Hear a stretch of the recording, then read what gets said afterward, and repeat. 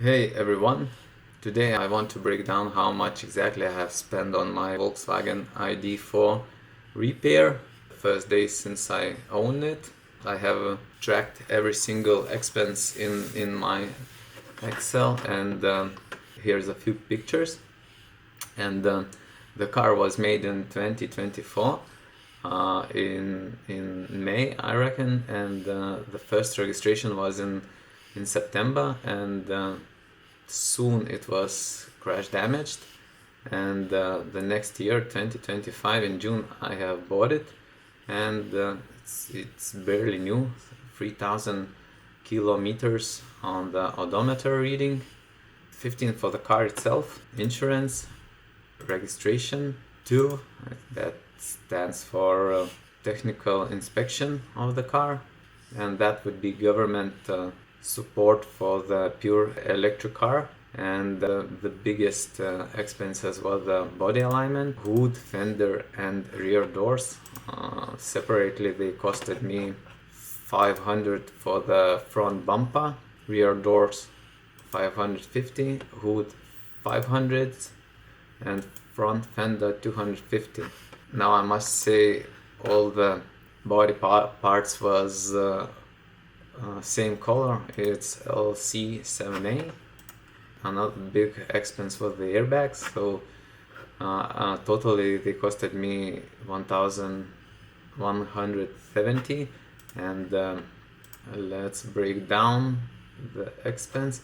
Instrument panel repair was done by Airbag.lt, and the rest of the airbags, so passenger airbag 120, driver's airbag, curtain airbag, right curtain airbag, driver seat belts, all of them were deployed.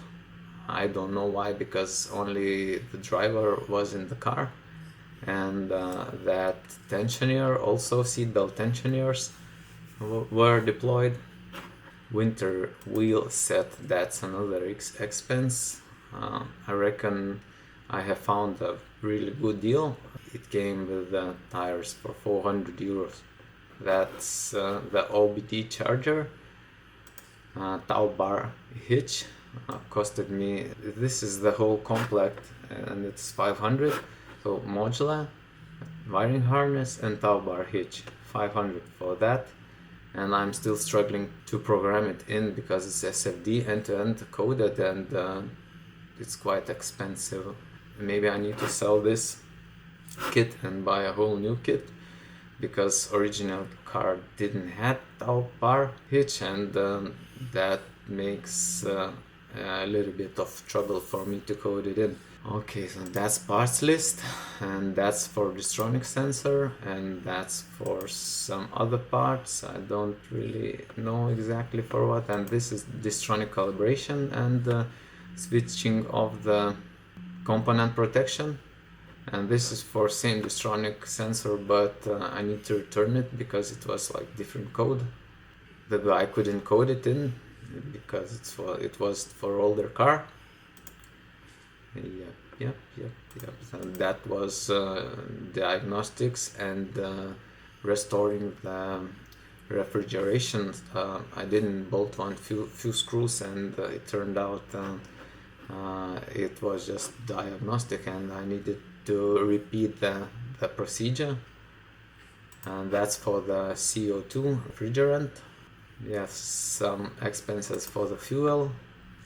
This for programming when I needed to get back car on the road when the OBD charger has died, and I bought another 12 volts battery for that car because I thought it's 12 volts issue, and 50 euros for 1 liter paint and clear coat. I didn't match the color. I just bought the whole liter. I didn't need to paint anything, but I thought I must have the paint for touch-ups. Some other parts, that's for Diagnostics. Exactly, it's for OBD charger, and it's for that doing the SVM and component protection off. And this is also for SFD codes. 6 of them I used. That's for transportation, some kind of parts. We should look here for the parts, but that's a lot of parts to break down, and you can just look at the fender splash field, €51. Yeah, that was into the parts list of some of these sums. Yeah, okay, that's basically it. So the total sum, it's now the cost of the actual car is 20,700, and considering it's a 1-year-old car, I reckon it's a really good price. It's a good deal for me, and the car is nearly new. I have done maybe already 4,000 kilometers, and since I have solar generation on my rooftop, it makes me kind of driving for free. I have driven like 4,000 kilometers and spent maybe €10, because in Lithuania we still have net metering, paying for electricity if you are a manufacturer of the electricity. So what that means, I'm giving away my electricity to the net, and I am paying 35% of the amount given to the net, and they are bringing me back the electricity whenever I need it, and at the given moment I still have 1,000 kilowatt hours in the net, and yeah, that makes driving pretty much expenseless. Final but not least, where I have purchased all the parts. So main source for the part numbers was at parts.w.com, and then I have checked the prices on